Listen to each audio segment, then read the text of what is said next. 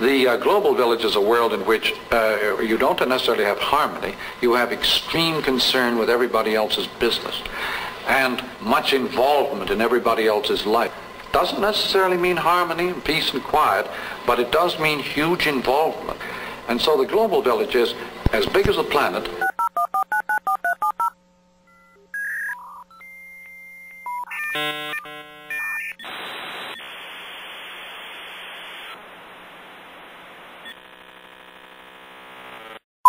Today, much more so than when Marshall McLuhan coined the term global village, we as a society are so engrossed in our media technology that it is consuming us. Although McLuhan's theories were considered revolutionary at the time, academics and experts alike probably did not foresee the true depths of what he meant until the advent of the Internet. Hi everyone. This week on the Evening News, we've been reporting on internet addictions, on a mom who spent 50 hours a week playing online games, and a dad who became obsessed with internet porn sites. In McLuhan's book, Understanding Media, we are introduced to the idea that mediums are extensions of ourselves, and that we are distracted by the content of these mediums, which in effect blind us as to the true meaning and message of the medium. McLuhan said it best: we become what we behold, we shape our tools, and then our tools shape us. You. Yes, me. Me.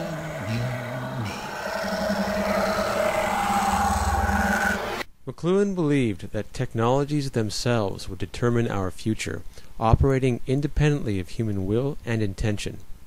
And while he was on the right track, he overlooked one major aspect. In the beginning, there was a free press.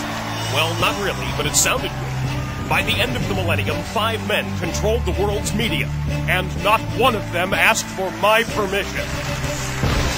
As advances in communication technology and content alter the identity of our world, it is both the medium and the power behind these mediums that will determine those changes. For the owners of the free press and McLuhan, the medium is the message.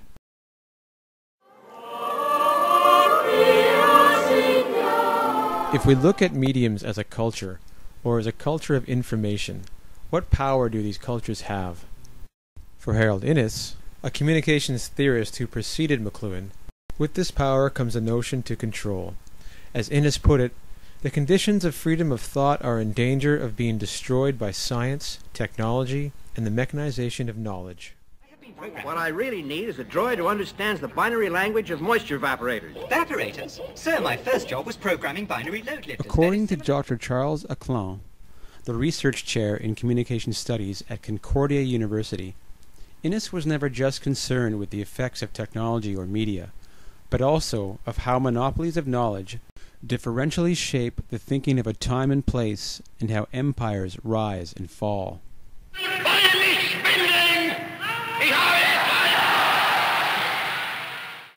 Wait a minute, something's happening. Humped shape is rising out of the pit. I can make out a small beam of light against a mirror. As the world saw with Orson Welles and his War of the Worlds broadcast, the messages that mediums carry can have serious influence on society. In this vein, has society really changed at all? Who can the masses really trust? Our enemies are innovative and resourceful, and so are we. They never stop thinking about new ways to harm our country and our people, and neither do we. The notion of conspiracy is not new, and was of obvious interest to Harold Innis. According to Edward Comer, from the Division of International Communication at the American University in Washington, D.C., Innis believed that any reforms to communication technology was a response by those in power to a crisis that was affecting their ability to control knowledge and wealth. There is a new proposed law in China that would impose a heavy fine on media outlets that report breaking stories that have not first been authorized or given the okay. Specifically, the new law would be aimed at foreign media outlets reporting inside China. Government mediation. Is this the future of our Internet? According to Lewis Mumford, an American historian and philosopher of technology and science, there are two traditions in Western history with regard to technology. one authoritarian and the other democratic. Experience shows that the more society bases itself on a sophisticated technological system, the more it tends to function with a hierarchical system of control. Tässä marssii nettikansaa sananvapauden puolesta Mannerheimin valovan katseen alla. According to Eric Kraft, the editor of Business Communications Review, countries that have been shut out of internet governance have expressed concerns that as the net grows more important to global commerce, having some of its main structure run under the thumb of the U.S. government, namely the Internet Corporation for Assigned Names and Numbers, or ICANN, could result in internet governance being subject to the vagaries of American foreign policy. In response to international concern of U.S. Internet governance, in 2005, the United Nations established the Internet Governance Forum, or IGF, to serve as a watchdog. For Deborah Salins, the former editor-in-chief of the Federal Communications Law Journal, and her review of Who Controls the Internet: Illusions of a Borderless World, Salins indicates that authors Jack Goldsmith and Tim Wu believe that the United States, Europe, and China are using whatever coercive powers they have to establish different versions of the Internet. Google was allowed to operate in China under the stipulation that the Chinese Communist Party would be allowed to censor the content of certain searches. The authors believe the result of this battle is the beginning of a technological form of the Cold War, with each side pushing its own version of the Internet for purposes of control. And you're just like, oh, it's a Privacy Act of 1974, whatever, I agree. And it says, when logged onto the car system, your computer is considered property of the United States government. All uses of this system may be intercepted, monitored, recorded, copied, audited, inspected, and disclosed to authorized law enforcement personnel, as well as authorized officials of other agencies, both domestic and foreign.